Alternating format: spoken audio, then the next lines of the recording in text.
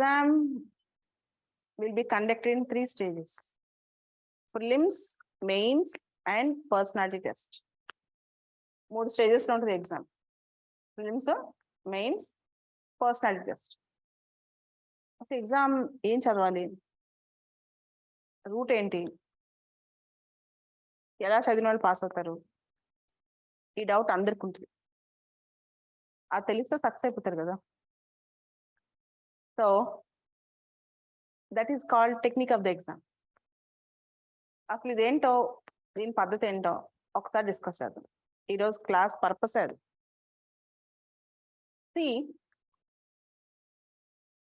ఈరోజు తీసుకుందాం. Today is January 18th, జనవరి 18. ఈరోజు మనం పేపర్ ఓపెన్ చేయగానే prince Mukarram Jah today is going to will be in the Chowmahalla palace, his body. తర్వాత ఆయన్ని మసీద్కి తీసుకెళ్తారు.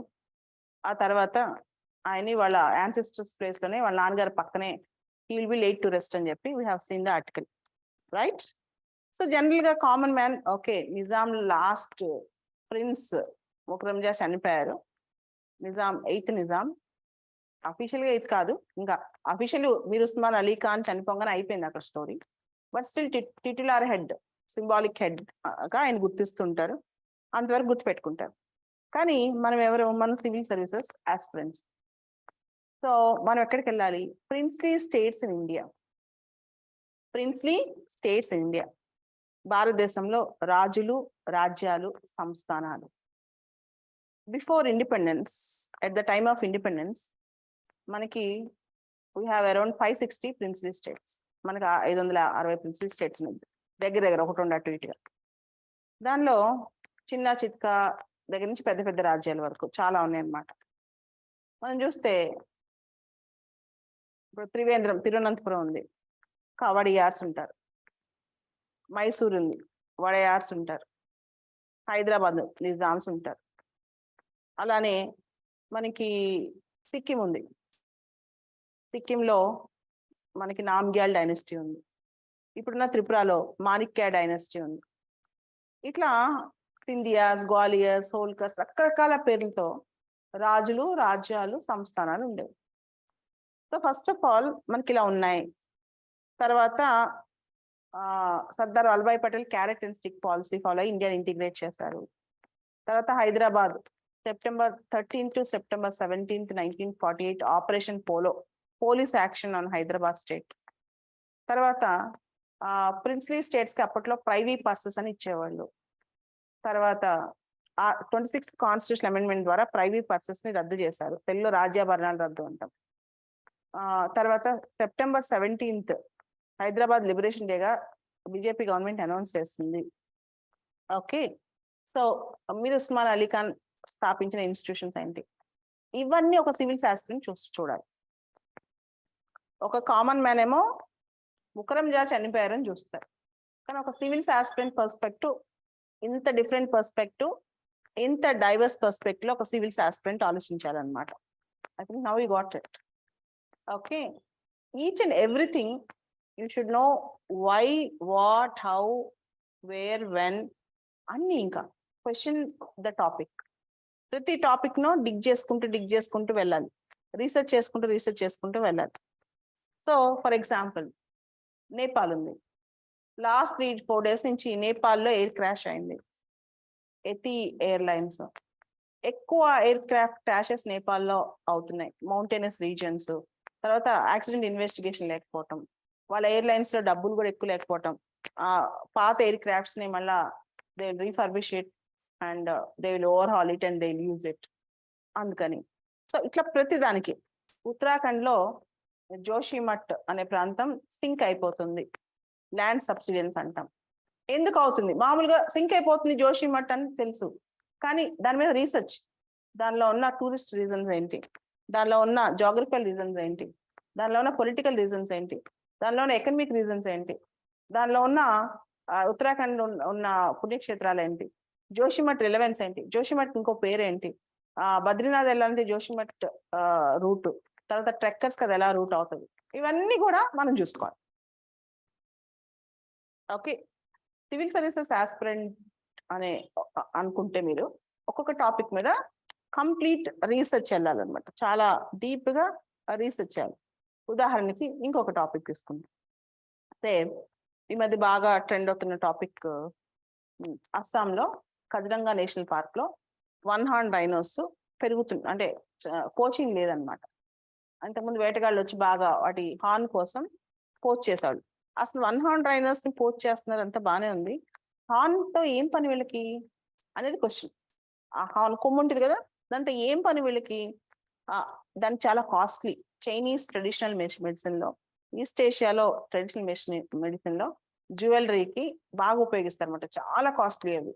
సో దానికోసం వేటాడేసి వాటిని చంపేసి అమ్మేస్తారు. సో దానికి గవర్నమెంట్ ఎలాంటి చర్యలు తీసుకుంటే కోచింగ్ ఆగిపోయింది? That is a relevant point అనమాట.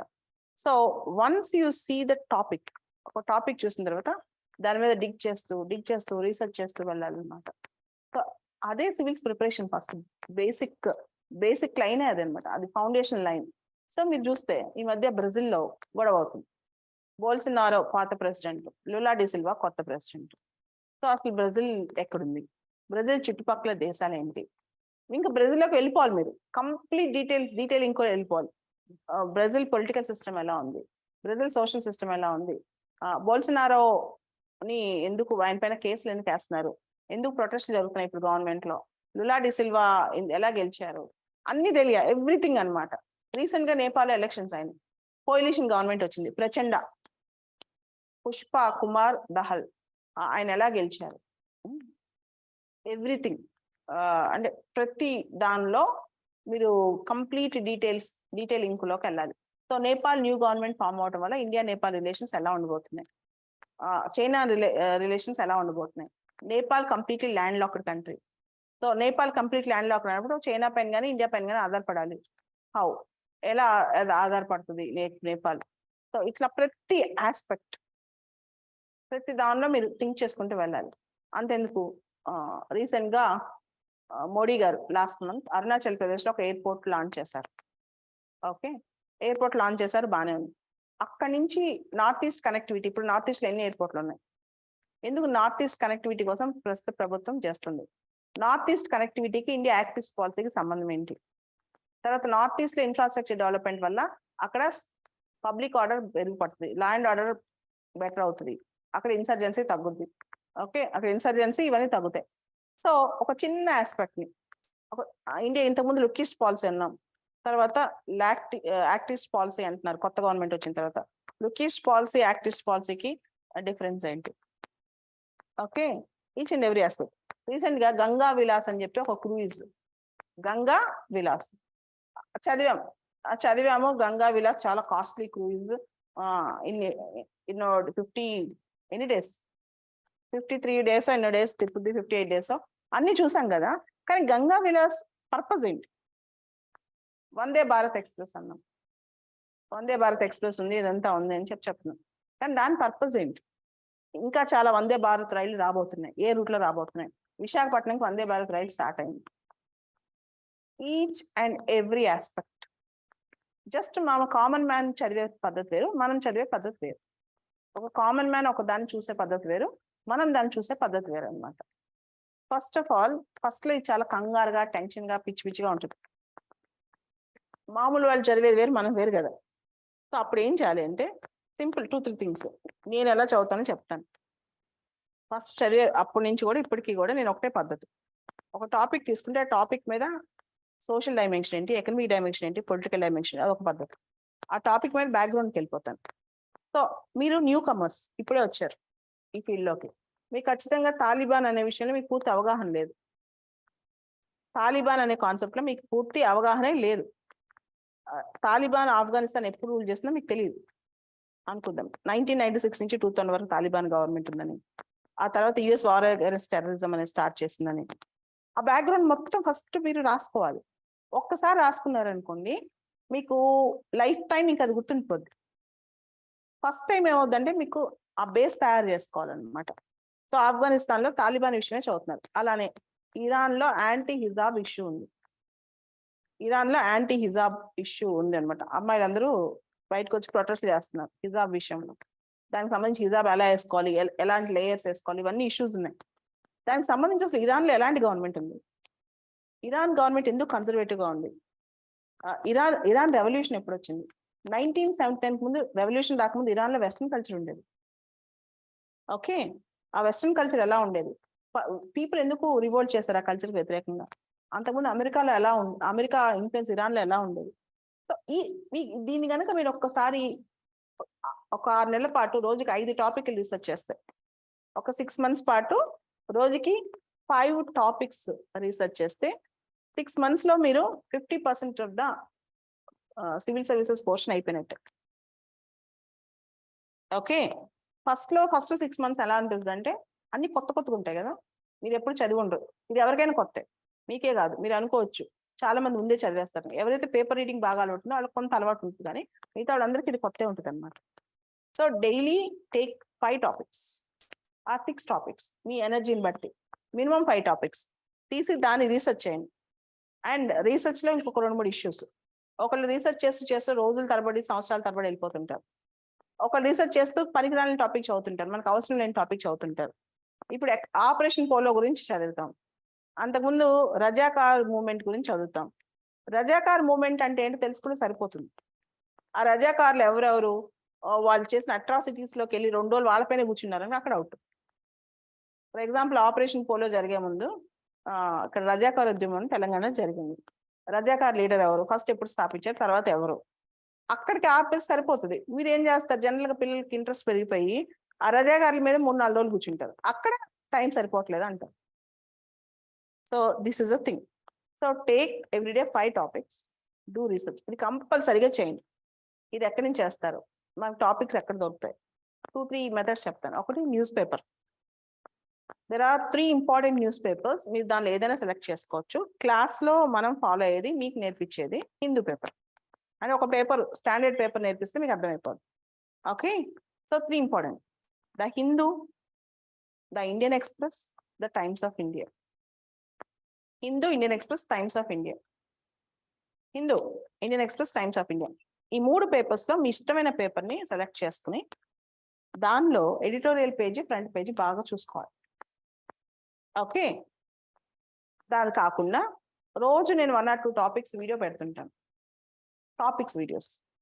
ఆ టాపిక్, ఆ కంటెంట్ చూసి దాన్ని మీరు రీసెర్చ్ చేయాలి. జస్ట్ అది వినే వదిలేస్తే గుర్తుండదు.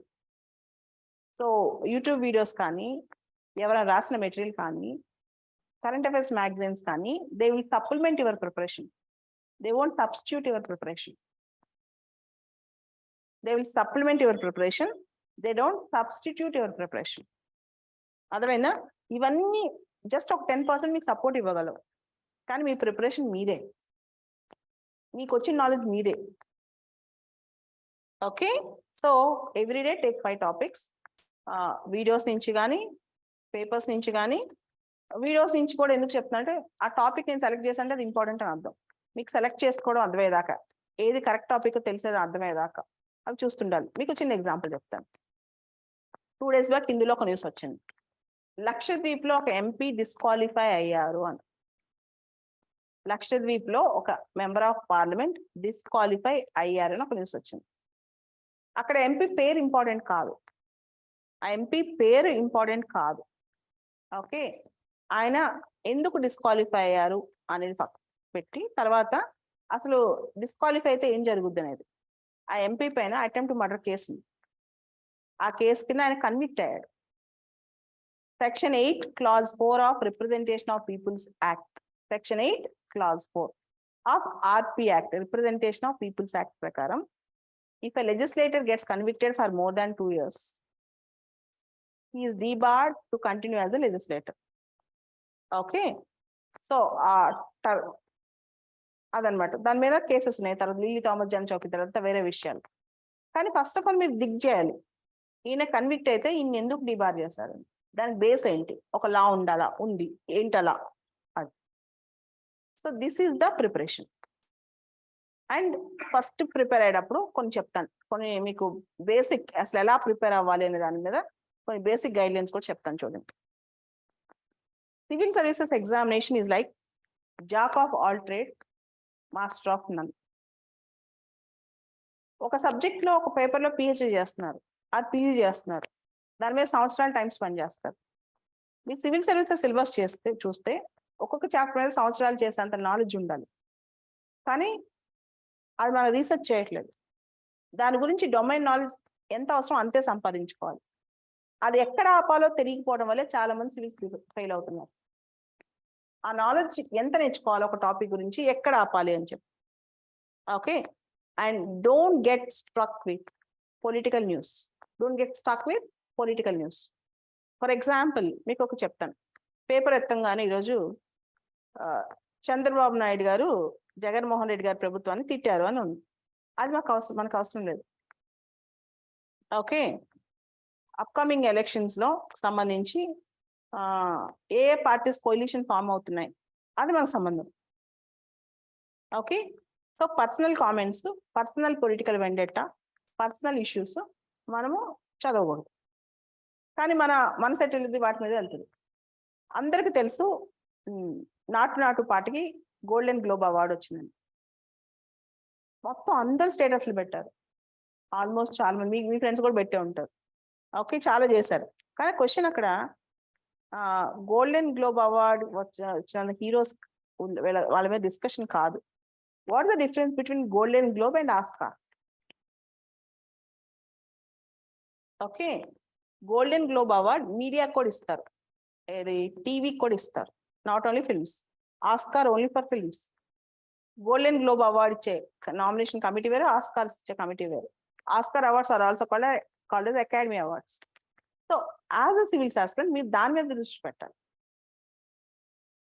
ఓకే, దాని మీద మీ ఫోకస్ అంతా ఉండాలి. It's not just about Ram Charan Tej or junior NTR. అది కాదు క్వశ్చన్. అక్కడ జనానికి అంతవరకే కనపడుతుంది, కానీ మన క్వశ్చన్ వేరు, మన పర్స్పెక్టివ్ వేరుగా ఉండాలి. ఓకే, మన క్వశ్చన్ వేరు, మన పర్స్పెక్టివ్స్ వేరు, మన థింకింగ్ స్టైల్ కూడా వేరుగా ఉండాలన్నమాట. Then so each and every aspect you need to connect, you need to think. So daily paper తీసుకోవడం, డైలీ కరెంట్ అఫైర్స్ చూడటం, దానిలో 5 టాపిక్స్ కంపల్సరీ నోట్స్ పెట్టుకుని రాసుకో. మీ ఓన్ నోట్స్ మీరే మెయింటైన్ చేయాలి, మీ ఓన్ సిస్టమ్ మీరే మెయింటైన్ చేసుకోవాలి. సో చాలా మంది ఆన్లైన్లో నోట్స్ రాసుకుంటే డిలీట్ చేయటం, ఎడిట్ చేయటం ఈజీ అవుతుంది అంటారు. అంటే వాళ్ళు చాలా మంది ఆన్లైన్ రాసేసుకుంటూ ఉంటారు నోట్స్, కొన్ని యాడ్ చేయటం, అది చాలా అడ్వాంటేజెస్, దానిలో డౌటే లేదు. కానీ నేను కూడా చెప్తాను, మెయిన్స్ మీరు డిస్క్రిప్టివ్గా రాయాలి, చేతితోనే రాయాలి. సో ఆన్లైన్ నోట్స్ అనేది ఇట్ కెన్ సప్లిమెంట్ యూ, కానీ మీ ఓన్ నోట్స్ మీరు ప్రాక్టీస్ చేయండి.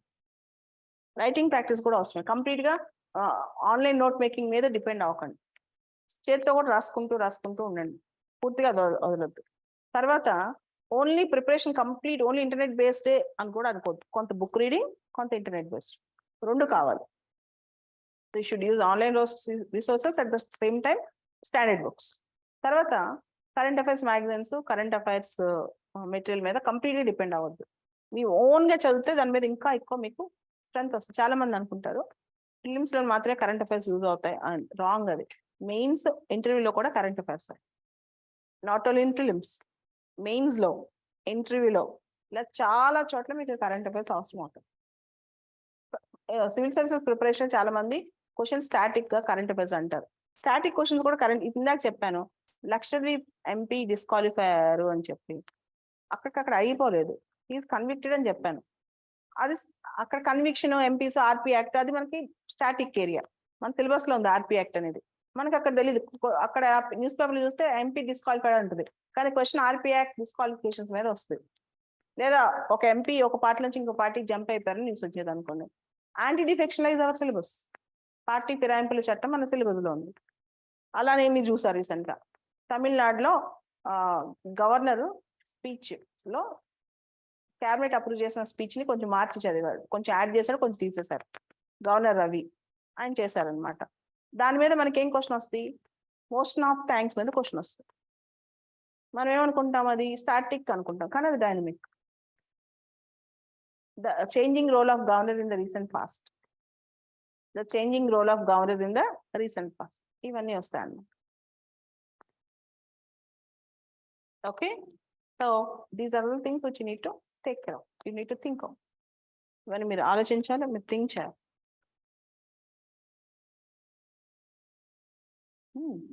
సో కమింగ్ బ్యాక్, అసలు సిలబస్ ఏంటి, సివిల్ సర్వీసెస్ ని ఎలా చేస్తే ఒక 1 or 2 years కనీసం ఎంత టైం పడుతుంది, దీని ప్రిపరేషన్ స్టైల్ ఏంటో ఒకసారి చూద్దాం.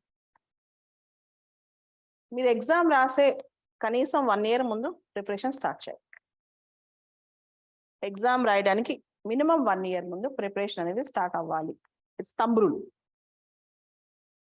ప్రిలిమ్స్ మెయిన్స్ ప్రిపరేషన్ అయిపోయిన తర్వాత ఎగ్జామ్ అటెంప్ట్ చేయాలి. ఎందుకంటే ప్రిలిమ్స్ అయిపోయాక మెయిన్స్ కి మీకు మాక్సిమం 3 months గ్యాప్ ఉంటుంది. ప్రిలిమ్స్ ఎగ్జామ్ అయిపోయాక మెయిన్స్ కి రిజల్ట్స్ వచ్చాకైతే 2 months గ్యాప్ ఉంటుంది.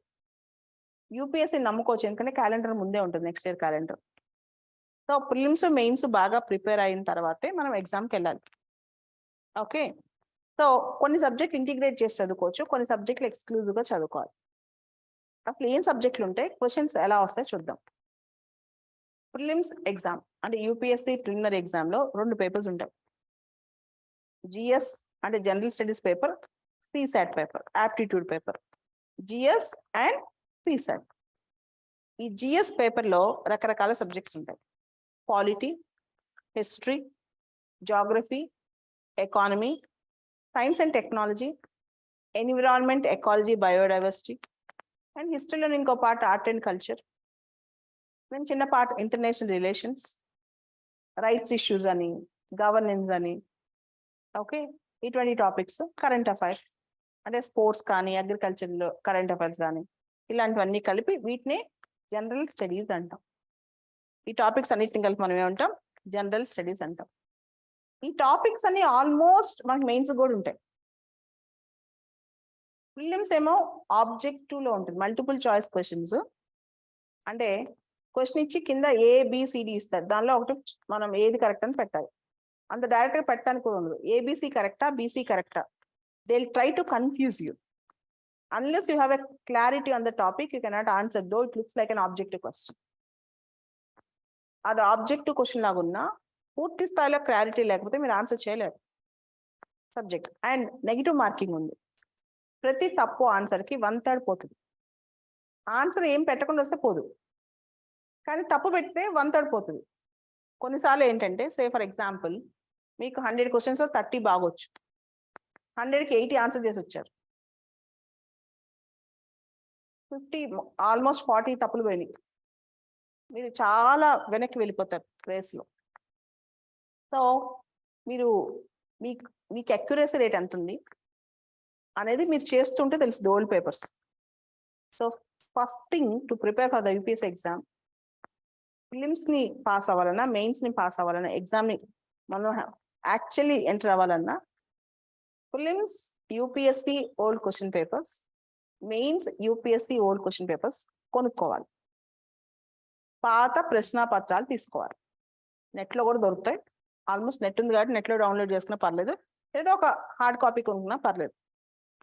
సో 2022 నుంచి స్టార్ట్ చేయండి. లాస్ట్ ఎగ్జామ్ నుంచి బ్యాక్కి వెళ్ళండి. రోజు ఒక 4 క్వశ్చన్లు చూడండి. మీకు ఫస్ట్లో అసలు ఏం అర్థం కాదు, చూస్తే భయం వేస్తుంది, కానీ రాసిన వాళ్ళందరూ బిల్లు అంటాడని గుర్తుపెట్టుకోండి. అసలు ఏం అర్థం కాదు, పేపర్ చూస్తే భయం వేస్తుంది, రాసిన వాళ్ళు మీలో అంటే అర్థం చేసుకోండి. ఈ కండిషన్లో మీరు ఏం చేయాలంటే ఆ క్వశ్చన్ చూసి గూగుల్ చేయండి, జస్ట్ ఎలా ఇచ్చాడు, ఎందుకు ఇచ్చాడు అని క్వశ్చన్, అంతే ఫస్ట్లో ప్రిపరేషన్లో. బట్ రోజుకి ప్రిలిమ్స్లో ఒక 10 questions, మెయిన్స్లో ఒక 4 questions ఉట్టిగా చూడండి. మీకు ఎగ్జామ్కి కొంచెం దగ్గర అవుతున్న ఫీలింగ్ వస్తుంది స్లోగా. This technique is called reverse engineering technique. దీన్నే రివర్స్ ఇంజనీరింగ్ పద్ధతి అంటారు. రివర్స్ ఇంజనీరింగ్ పద్ధతి అంటే ఏంటంటే, క్వశ్చన్ని చూసి ఆన్సర్ ఎలా ఉండొచ్చు అని ఊహించుకుని దానిలో వర్క్ చేసుకోవడం, దాన్ని రివర్స్ ఇంజనీరింగ్ అంటారు. క్లియర్? అదేవిధంగా ఇంకొక పద్ధతి ఏంటంటే, న్యూస్ పేపర్లో మనం చదివే ఆర్టికల్స్ ఉంటాయి కదా, దాన్ని మనం క్వశ్చన్ తయారు చేసుకోవడం, దాన్ని క్వశ్చన్ తయారు చేసుకోవడం. ఒక ఎగ్జాంపుల్, ఒక టాపిక్ తీసుకుందాం. రీసెంట్గా ఏదైనా వచ్చిన ఒక topic, social media. Elon Musk Twitter కొన్నాడు. కొన్న దగ్గర నుంచి ఆయన డెసిషన్స్, చాలా రకరకాల డెసిషన్స్ తీసుకుంటున్నాడు. కొన్ని ఎక్కువగా ఫూలిష్ డెసిషన్స్ తీసుకుంటున్నారు. సో అక్కడ క్వశ్చన్ ఇలాన్ మస్క్ ట్విట్టర్ కొన్నాడని అందరికీ తెలుసు. Social media and it's impact on the youth today. Social media a boon or a bane. Okay, social media A double edged sword. ఇలా ఒక క్వశ్చన్ లాగా తయారు చేసుకోండి, ఒక ఎస్ఏ టైప్ లాగా క్వశ్చన్ లాగా. దానికి 10 పాయింట్లు రైట్ నేర్చుకోండి, 10 పాయింట్లు రైట్ నేర్చుకోండి. ఓకే, సో దీనివల్ల మీకు ఎక్కువ ఉపయోగం ఉంటుంది. థింకింగ్ ప్రాసెస్, రైటింగ్ ప్రాసెస్ పెరుగుద్ది అనమాట. So along with observing and analysing old questions and question papers, start writing basic things అన్నమాట. ఒక హెడ్డింగ్ పెట్టుకుని రోజు వచ్చే వాటిలో 4 మాటలు రాసుకోండి. చిన్న 4 lines, 5 lines, 6 lines రాయట నేర్చుకోండి. దానివల్ల మీకు చాలా యూజ్ అవుతుంది. ఈ మధ్య చాట్ జీపీటీ అని ఒక న్యూస్లోకి వచ్చింది. ChatGPT, generative pre trained transformer. What is the difference between Google and ChatGPT? Search engines play great role, significant role. మనకి ఏ డౌట్ వచ్చినా ఫస్ట్ ఏం చేస్తాం, గూగుల్ని అడుగుతాం. కానీ ChatGPT is going to be very big alternative అని news వస్తుంది. దానికి దీనికి తేడా ఏంటి అనేది ఒక ఆన్సర్ అయింది. ఓకే, అప్పుడు మీకు భయం తగ్గిపోద్ది ఎగ్జామ్ మీద. ఇలా ఎక్సర్సైజ్ చేయకుండా, ఇటువంటి ఎక్సర్సైజెస్ చేయకుండా ఎగ్జామ్ చుట్టూ తిరుగుతుంటారు, కానీ ఎగ్జామ్లోకి యాక్చువల్గా ఎవరు ఎంటర్ అవ్వరు. ఒక 6 నెలలు ఇలా వదిలేస్తే భయం స్టార్ట్ అయిపోద్ది ఎక్కువ. And next important thing, so first is old పేపర్ని చూడటం, ప్రీవియస్ క్వశ్చన్ పేపర్స్ని చూడటం, వాటిలో రివర్స్ ఇంజనీరింగ్ ఆన్సర్ చేయడానికి కూడా ట్రై చేయదు. క్వశ్చన్స్ ఎలా వస్తున్నాయో అర్థం చేసుకుంటుంటాం ఫస్ట్. రెండోది, రెగ్యులర్గా న్యూస్ పేపర్లో 2-3 రోజులు ఒక టాపిక్ వచ్చిందంటే దాని మీద మీరు 4 మాటలు చదివి ఒక పేజ్ రాయండి ఫస్ట్, ఎక్కువ కూడా రాయదు. ఒక్కొక్క టాపిక్ గురించి ఒక పేజ్, తర్వాత రోజుకు 5 టాపిక్స్ మీద రీసెర్చ్ చేయండి. ఇదంతా చేసేసరికి టైం సరిపోదు. నెక్స్ట్ థింగ్, ఇది కాకుండా నెక్స్ట్ ఏం చేయాలి? నెక్స్ట్ ఈ static subjects, polity, history, geography, economy, ఈ స్టాటిక్ సబ్జెక్ట్స్ ఏదైతే ఉన్నాయో వాటిని బేసిక్స్ ఫామ్ చేసుకోవాలి. వాటి మీద మనకు ఒక అవగాహన ఉండాలి. For example take polity. పాలిటీలో ఫండమెంటల్ రైట్స్ అంటే ఏంటి, డైరెక్టివ్ ప్రిన్సిపల్స్ అంటే ఏంటి, ఫండమెంటల్ డ్యూటీస్ అంటే ఏంటి, ఇండియా పార్లమెంటరీ మోడల్, అమెరికాలో presidential model. How come in India prime minister is very very powerful and in America president is very very powerful. రీసెంట్గా మీరు చూసారు న్యూస్ పేపర్లో ఎవ్రీడే ఒక పక్క వైస్ ప్రెసిడెంట్, ఇంకో పక్క లా మినిస్టర్. జ్యుడిషియరీ మీద బ్యాంగ్ చేస్తూనే ఉన్నారు. జ్యుడిషియరీని ఈ ఎంజాక్ని తీసుకురావాలి, జ్యుడిషియరీలో ట్రాన్స్పరెన్సీ రావాలని చెప్తూనే ఉన్నారు. లాస్ట్ 2-3 months నుంచి ఇదే పని అవుతుంది ఎవ్రీడే న్యూస్ పేపర్లో. ఖచ్చితంగా అది క్వశ్చన్ కదా, ఖచ్చితంగా క్వశ్చన్ కదా, అర్థమవుతుందా? ఒక పక్క వైస్ ప్రెసిడెంట్, ఇంకో పక్క law minister Kiran Rijiju. Judicial appointments లో గవర్నమెంట్ నామినీ కూడా ఉండాలని కిరణ్ రిజ్జు ఈ మధ్య ఒక మాట చెప్పారు. దాని మీద ఒకటే న్యూస్ వస్తుంది. వైస్ ప్రెసిడెంట్ ఏమో NJAC, judiciary, supreme court NJAC, national judicial appointments commission 99th amendment కొట్టేసింది, పార్లమెంట్ ఇంకా దాని మీద నిర్ణయం తీసుకోలేదు, పార్లమెంట్ అలాంటి వర్షాలు ఒప్పుకోకూడదు అని చెప్పి ఆయన మాట్లాడుతున్నారు. సో దీని మీద separation of powers, independence of judiciary, collegium system versus NJAC, judicial activism, అన్ని ఆస్పెక్ట్స్ లో క్వశ్చన్ ఖచ్చితంగా వస్తుంది, తెలిసిపోతుంది. ఇంకో పక్క న్యూస్ పేపర్లో లాస్ట్ 2-3 days నుంచి చెప్తున్నాం, Mahadayi river water issue, Goa కర్ణాటకకి మధ్య Mahadayi river water issue, Mahadayi నది జలాల విషయాల్లో గొడవ అవుతుంది. బెల్గావి ఇష్యూ, మహారాష్ట్ర కర్ణాటక. సో ఇక్కడ ఏమవుతుంది, cooperative federalism, confrontative federalism, conflicting federalism. Cooperative federalism, confrontative federalism, conflicting federalism. మీకు క్వశ్చన్స్ ఎక్కడి నుంచో రావు, ఇలా మీరు అబ్జర్వ్ చేస్తే మీకు క్వశ్చన్స్ అక్కడ కనిపిస్తాయి. సో సెంటర్ స్టేట్ రిలేషన్స్ లో ఫెడరలిజం మీద ఒక క్వశ్చన్ వస్తుంది, స్టేట్స్ మధ్య గొడవలు, సెంట్రల్ స్టేట్ మధ్య ఇష్యూస్, వీటి మీద క్వశ్చన్ రాబోతుంది, గవర్నర్ పాత్ర మీద క్వశ్చన్ రాబోతుంది, ఇంటర్ స్టేట్ ఇష్యూస్ మీద క్వశ్చన్ రాబోతుంది. తెలియట్లే అక్కడ మీకు. So this how a knowledgeable, prudent person can actually, with proper focus, can detect the pulse of the exam. Exam యొక్క నాడిని పట్టొచ్చు. ఇట్లా కొంచెం బ్రెయిన్ అప్లై చేయాలి. ఓకే, సో దాంతో పాటు ఇన్స్టిట్యూషన్స్ ఉన్నాయి, గవర్నమెంట్ ఇన్స్టిట్యూషన్స్, వాటిలో కూడా మీకు అర్థమవుతుంది.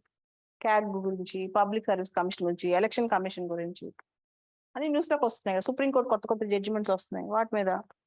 సో ఇవన్నీ మీరు గమనిస్తుంది పేపర్లో, వీటిని పట్టుకోండి, క్యాచ్ చేయండి. అలానే నిన్న న్యూస్ ఒకటి వచ్చింది, ఇస్రో వాళ్ళు శుక్రయాన్-1 మిషన్, శుక్రయాన్-1 2031 కానీ లాంచ్ చేసే అవకాశం లేదు అని చెప్పి. చాలా మంది శుక్రయాన్-1 అంటే ఏంటో కొంచెం గూగుల్ చేసి దాని మీద డీటెయిల్స్ వేసుకో. శుక్రయాన్ వీనస్, వరల్డ్ లో వేరే కంట్రీస్ ఎవరైనా వీనస్ మీద మిషన్స్ పంపించారా? రీసెర్చ్ చేయరు. అది ఒక్కటి చదివి వదిలేస్తారు. పేపర్ చదవండి ఇంకా అదే చదివి వదిలేస్తారు, శుక్రయాన్-1 మిషన్ అని చెప్పి. That is wrong.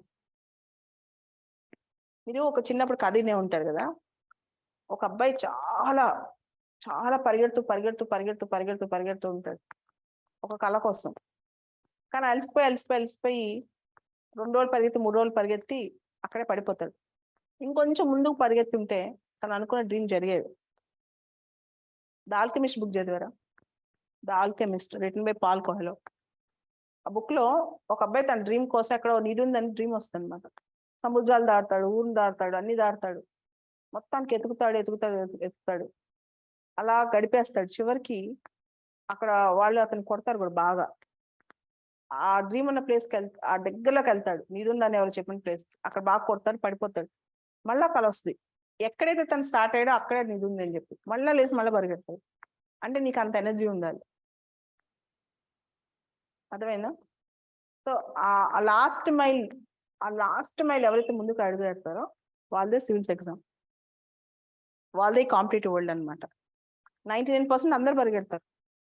ఆ ఓపిక తగ్గిపోయినప్పుడు కూడా లేచి నుంచి పరిగెడతారు కదా, ఇంకా ఎనర్జీ మొత్తం అయిపోయింది, ఇంకా వద్దురా బాబు ఇంకా వదిలేద్దాం అనే టైంలో కూడా పరిగెట్టేదే ఎగ్జామ్ అనమాట.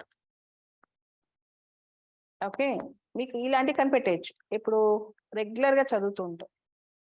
ఇప్పుడు శుక్రయాన్-1 అనేది అందరు పేపర్ చదివారు నిన్న, కానీ శుక్రయాన్ దేని మీద, వేరే కంట్రీస్ వెళ్ళాయా అని చాలా మంది, తక్కువ మంది దాని మీద తెలుసుకోవడానికి ప్రయత్నం చేస్తారు.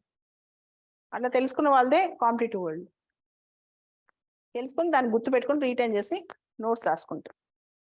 ఉదాహరణకి నేను కరెక్ట్గా 1 month బ్యాక్ పిఎం శ్రీ అని ఒక వీడియో చేశాను, SHRI అని, పిఎం శ్రీ అని వీడియో చేశాను. చేసిన తర్వాత నేను ఇక్కడ ఎవరికో చెప్తూ ఎవరు వచ్చారు, అన్ని చూస్తామంటే నేను అన్న పిఎం శ్రీ గురించి నేను చెప్పండి అని. పిఎం శ్రీ ఏంటి అని,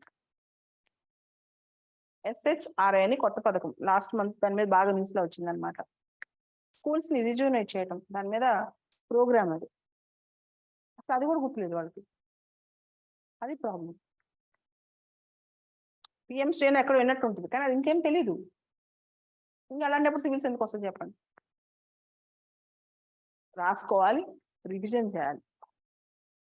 అండ్ తర్వాత ఇష్యూ ఇవన్నీ చేస్తూ ఉంటాం కదా, చేస్తూ polity, history, geography, economy, science and technology, environment, ఇవన్నీ బేసిక్స్ చదువుతాం. NCERT బుక్స్, ఇప్పుడు తెలంగాణ స్కూల్ టెక్స్ట్ బుక్స్ కూడా మంచి స్టాండర్డ్ బుక్స్ వచ్చాయి. నాట్ ఓన్లీ NCERTs, అన్ని బాగానే ఉన్నాయి, ఎక్కడ ఏం తక్కువ లేవు, పుస్తకాలు కాన్సెప్ట్స్ ఏం తక్కువ లేవు, బోర్డు దొరుకుతున్నాయి. ఓకే, ఇవన్నీ చదువుతాము. ఇక నెక్స్ట్ ఇష్యూ ఏంటంటే ఇవన్నీ బేసిక్స్ నేర్చుకుంటాం, మెయిన్స్ రైటింగ్ ప్రాక్టీస్ చేస్తాం. అండ్ ఫిలిమ్స్ కాకుండా mains traditional subjects, essay writing అని, ఎథిక్స్ అని, డిసాస్టర్ మేనేజ్మెంట్ అని, సెక్యూరిటీ ఇష్యూస్ అని, ఇట్లాంటివి ఎడిషనల్ ఉన్నాయి, గవర్నెన్స్ అని.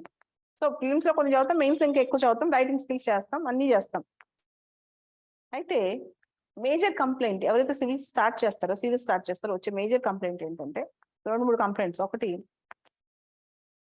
ఫస్ట్ ఇష్యూ టైం సరిపోవట్లేదు, మాకు అస్సలు టైం సరిపోవట్లేదు. ఇది ఫస్ట్ కంప్లైంట్ ఎవరికైనా. వరల్డ్లో ఎవరికైనా 24 hours టైం ఉంటుంది, అందుకంటే ఎవరికి ఎక్కువ లేదు. బిల్ గేట్స్ కూడా extra 1 crore rupees 25th hour రాదు, అంబానీకి కూడా రాదు, వాళ్ళకు కూడా డైలీ 24 hours. ఆ టైంని ఎలా ప్రయారిటైజ్ చేస్తాం, ఎలా మేనేజ్ చేస్తాం అనేది చాలా ఇంపార్టెంట్. ఇది కూడా అందరు చెప్తారు, కానీ స్మార్ట్ వర్క్ ఇంకా important. It's not just hard work but smart work. బాగా గుర్తుపెట్టుకోండి. ఒక రిక్షా తొక్కే అబ్బాయి హార్డ్ వర్క్ చేస్తాడు, ఒక బండి, ఎద్దుల బండి తోచే అబ్బాయి, నడిపే అబ్బాయి హార్డ్ వర్క్ చేస్తాడు. ఒక కలెక్టర్ అంతకన్నా మించిన ఎంటర్‌ప్రెన్యూర్ హార్డ్ వర్క్ చేస్తారు. కానీ వీళ్ళందరిలో కల్లా ఎవరైతే స్మార్ట్‌గా చేస్తారో వాళ్ళే లైఫ్‌లో ముందుకెళ్తారు. స్మార్ట్. సివిల్స్ కూడా అంతే. చాలా మంది సివిల్స్ చదువుతామని చెప్పి పుస్తకాలు చదువుతా ఉంటారు. వాళ్ళు ఎప్పుడు పాస్ అవ్వరు ఫిలిమ్స్ కూడా. స్మార్ట్. అంటే ఓషన్‌ని స్విమ్ చేయాలని ట్రై చేయొచ్చు. కానీ ఏ రూట్‌లో స్విమ్ చేస్తే తక్కువ టైంలో ఫాస్ట్‌గా వెళ్ళిపోతామో తెలియాలి. లేకపోతే 10 ఏళ్ళైనా ఓషన్‌లో కొట్టుకుంటా ఉంటాం.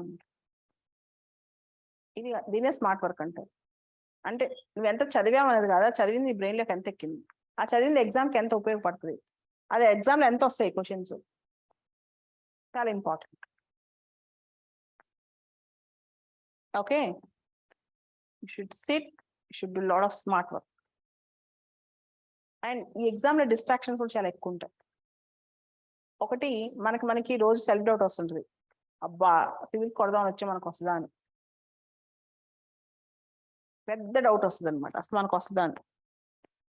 వచ్చిన వాళ్ళందరూ మీలాంటి వాళ్ళే, నాలాంటి వాళ్ళే. దాని గురించి ఆలోచించద్దు. చాలా easy exam, but the process is, it needs lot of patience.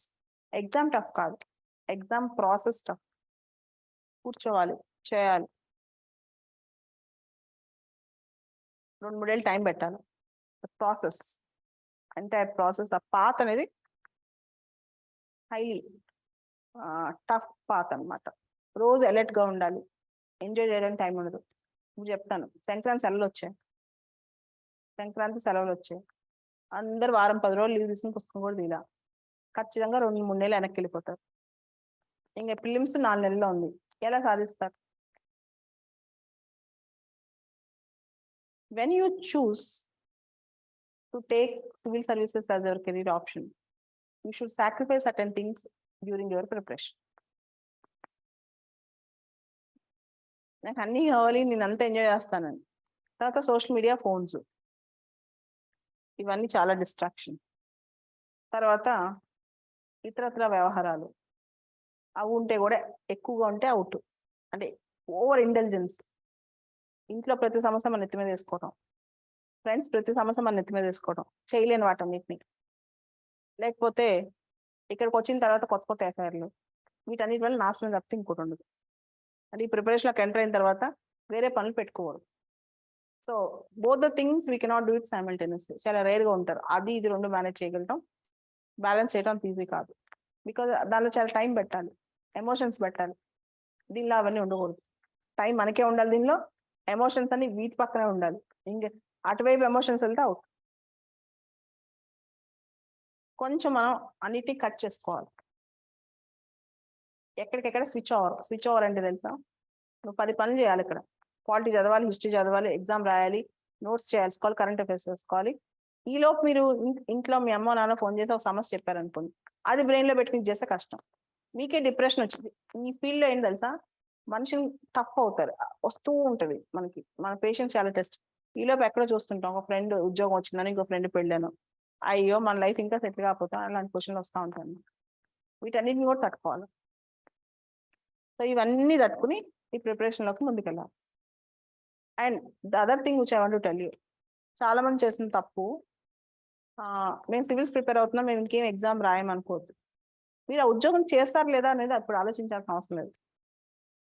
మీరు కానిస్టేబుల్ పోస్ట్ ఎలిజిబిలిటీ ఉన్న దానికి కూడా అప్లై చేయండి. It is not for the job, ఉద్యోగం కోసం నేను చెప్పను, it is for the to know the competition.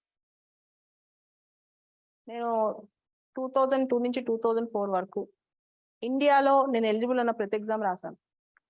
నాకు ఎగ్జామ్ సెంటర్కి వెళ్ళటం, ఆ మెట్లు ఎక్కడం అన్ని టఫ్ థింగ్స్, అవన్నీ కష్టం. అంటే అప్పుడున్న నాకున్న రిసోర్సెస్కి, అప్పుడున్న నాకున్న స్ట్రెంత్కి ఒక చోట నుంచి ఇంకో చోట కదలటం కష్టం. బట్ స్టిల్ ఎస్ఎస్సి ఎగ్జామ్ రాశాను, జూనియర్ సివిల్ జడ్జి ఎగ్జామ్ రాశాను, అప్పుడు బ్యాంకింగ్ బిఎస్ఆర్బి ఎగ్జామ్స్ రాశాను, గ్రూప్ 1 ఎగ్జామ్ రాశాను, కనిపించిన ఎగ్జామ్స్ అని రాశాను.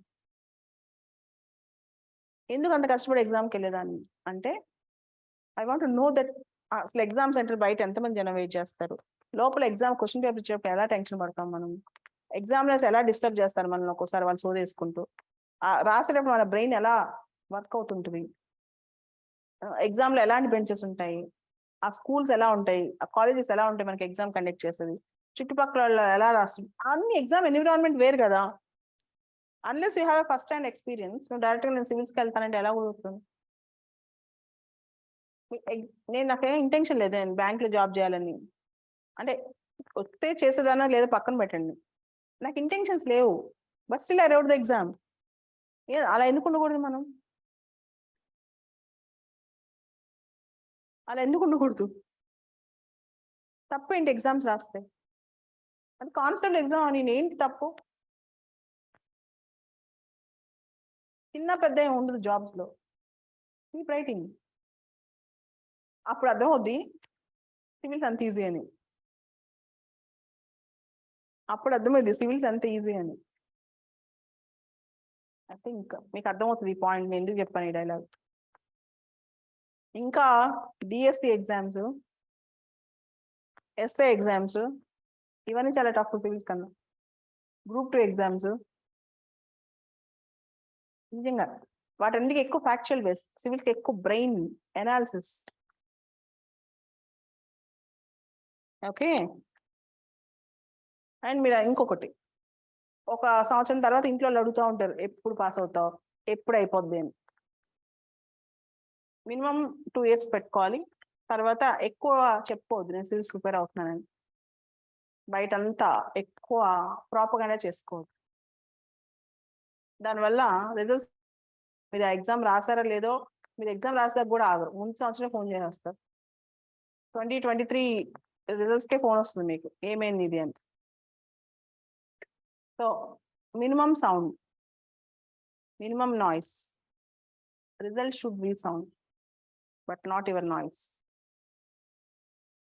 ముందు అంతా చెప్పేస్తుంది రామాకండి ఎక్కువగా, తక్కువ అయినా ఒక 2-3 years మొత్తం కట్ చేసుకోండి ప్రపంచాన్ని, అదే మినిమైజ్ చేసుకోండి. కట్ అంటే కంప్లీట్ కట్ ఎవరికి అవ్వదు, should minimize all your relations.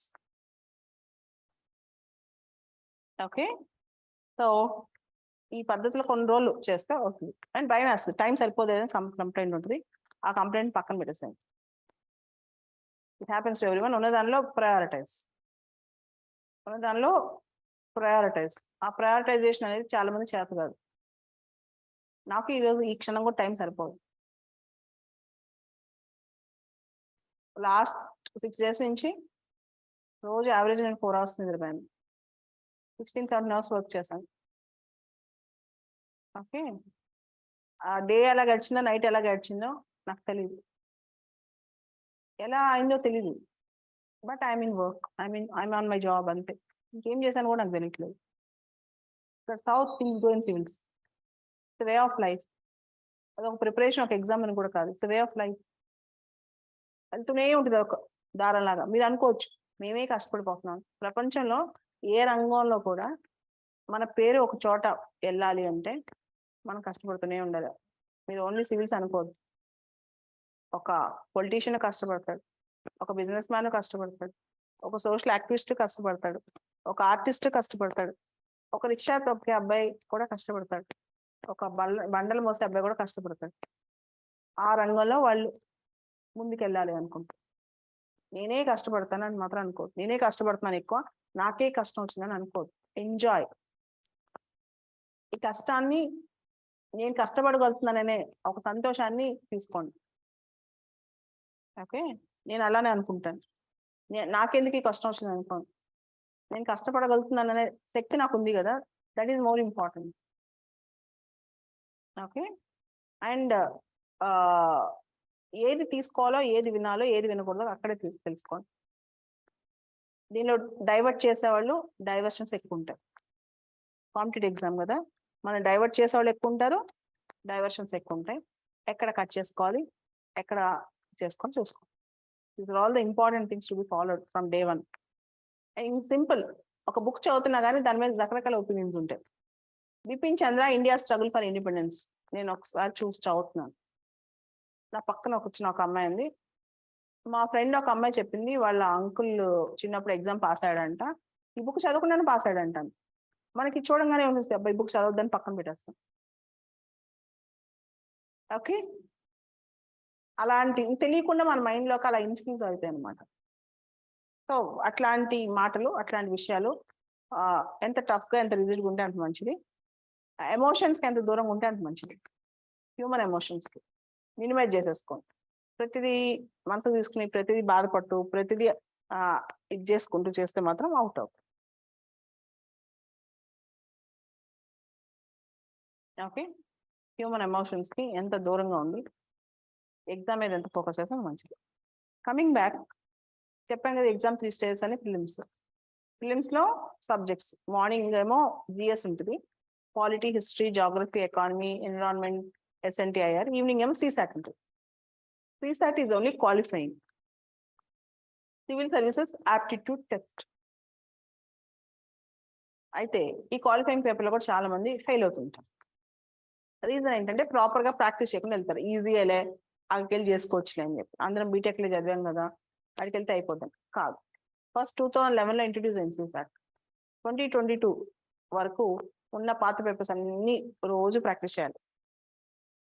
Okay, first అది సిసాట్ అనేది కూడా ఇంపార్టెంట్, దాన్ని నెగ్లెక్ట్ చేయకూడదు. తర్వాత మెయిన్స్, మనకి మెయిన్స్లో 9 పేపర్స్ ఉంటాయి. ఫిలిమ్స్లోనే 2 పేపర్స్, 2 ఆబ్జెక్టివ్లు ఉంటాయి, మార్నింగ్, ఆఫ్టర్నూన్, జిఎస్, సిసాట్. మెయిన్స్లో 9 పేపర్స్ ఉంటాయి. దానిలో 2 కంపల్సరీ పేపర్స్, లాంగ్వేజ్ పేపర్స్ అన్నమాట. Compulsory language papers. తెలుగు అంటే మనం తెలుగులో రాస్తాం. 8th షెడ్యూల్లో ఉన్న 22 భాషలు ఏదైనా రాయొచ్చు. డోగ్రీ, సంతాలి, బోడో, మైత్రి కూడా రాయాలనుకుంటే.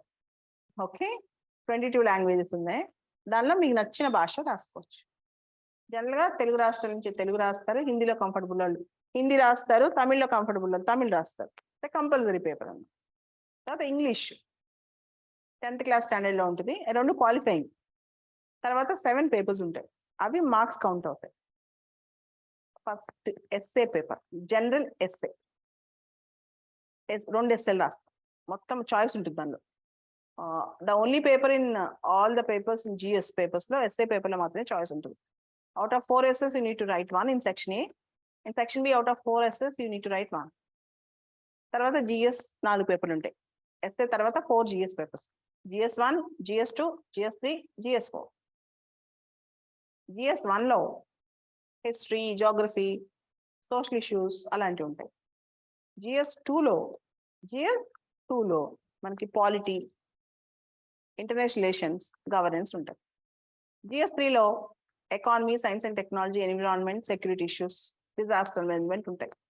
GS4లో ఎథిక్స్, ఇంటిగ్రిటీ, యాప్టిట్యూడ్ ఉంటుంది.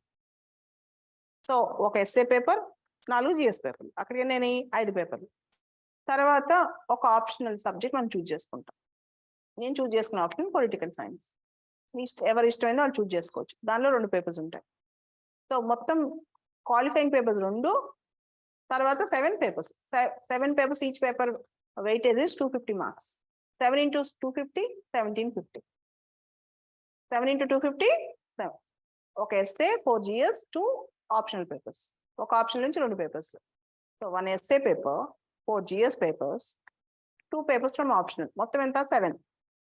7 into 250, 1750. అయిపోయిందా? సో మెయిన్స్లో మన కేటగిరీస్ ఉంటాయి అన్నమాట.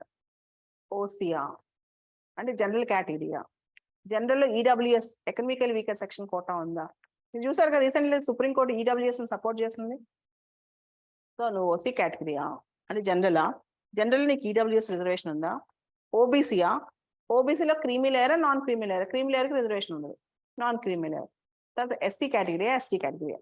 యూపీఎస్సీలో ఉమెన్ రిజర్వేషన్ లేదు. ఓకే, సో దీని ప్రకారం నిన్ను ఇంటర్వ్యూకి పిలుస్తాడు. ఇప్పుడు 1000 పోస్టులు ఉన్నాయి అనుకో, 2500 మంది పిలుస్తాడు. 1:2.5. ఓకే, ఇంటర్వ్యూ అనకూడదు, యాక్చువల్లీ పర్సనాలిటీ టెస్ట్ అన్నాను. Personality test.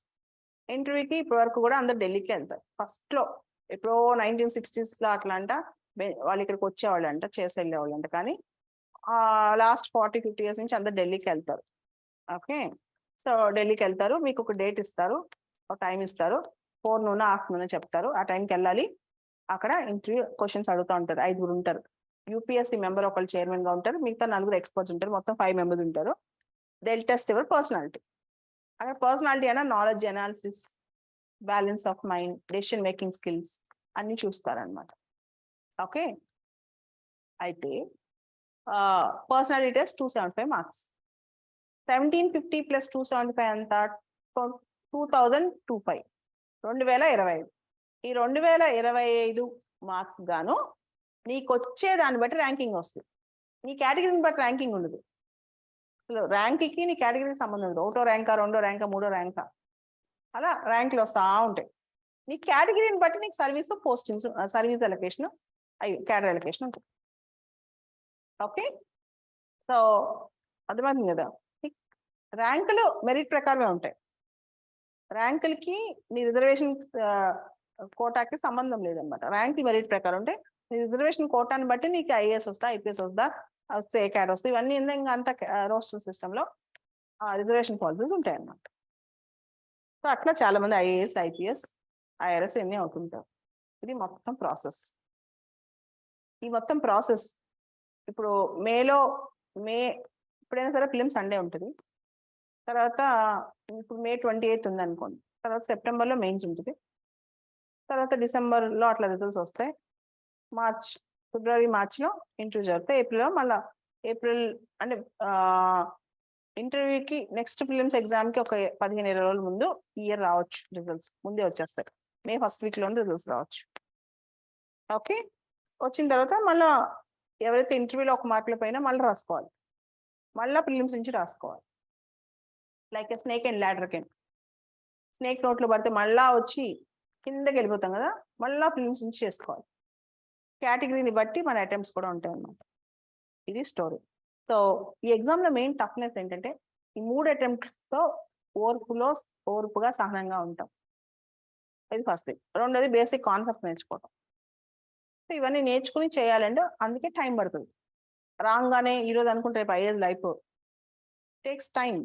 1 year పాటు ప్రిపరేషన్ అయ్యి ఎగ్జామ్ మనం ఎక్వెంట్ అయ్యి పరీక్షలు రాస్తే ప్రాక్టీస్ చేసుకుని అప్పుడు ఎగ్జామ్ హాల్లోకి వెళ్తే మనం బేసిక్ కాన్సెప్ట్స్ అని బాగా నేర్చుకుని కరెంట్ అఫైర్స్ అంతా ఫాలో అవుతే ఫిలిమ్స్, కొంచెం రైటింగ్ స్కిల్స్ డెవలప్ చేసుకుంటే మెయిన్స్, కొంచెం కమ్యూనికేషన్ స్కిల్స్ డెవలప్ చేసుకుని ఇంటర్వ్యూ. సో ఇదంతా హోలిస్టిక్ టెస్ట్. మీరు గమనిస్తే it's not just writing skill, it is not just communication skill, it is not just your patience. You need everything. ఒక combo. మిమ్మల్ని మీ దగ్గర నుంచి ఒక కంప్లీట్ పర్సనాలిటీని ఎక్స్పెక్ట్ చేస్తున్నారు. బాగా సహనంతో ఓర్పుతుండే మనిషి, బ్యాలెన్స్గా ఆలోచించే వ్యక్తి, మంచి కమ్యూనికేషన్ స్కిల్స్, మంచి డ్రాఫ్టింగ్ స్కిల్స్, మన రాజకీయ వ్యవస్థ, సామాజిక వ్యవస్థ, ఆర్థిక వ్యవస్థ, మన చరిత్ర, మన అభివృద్ధి, మన సైన్స్ అండ్ టెక్నాలజీ, మన ఎన్విరాన్మెంట్, వీటన్నిటి గురించి ఒక అవగాహన ఉన్న వ్యక్తి. అంటే ఆ మాత్రం ఎక్స్పెక్ట్ చేయడం కూడా తప్పు కాదనుకుంటా. అంత పెద్ద జాబ్ ఇచ్చేటప్పుడు మీ దగ్గర నుంచి ఆ మాత్రం ఎక్స్పెక్ట్ చేయడం కూడా తప్పు కాదనుకుంటా. దీనికి ఆ సోర్పు సాంతం చదువుకోమని చెప్తారు. And this is the platform. Civil services is not the end of life. It's the platform for you, for your better future and for country's future.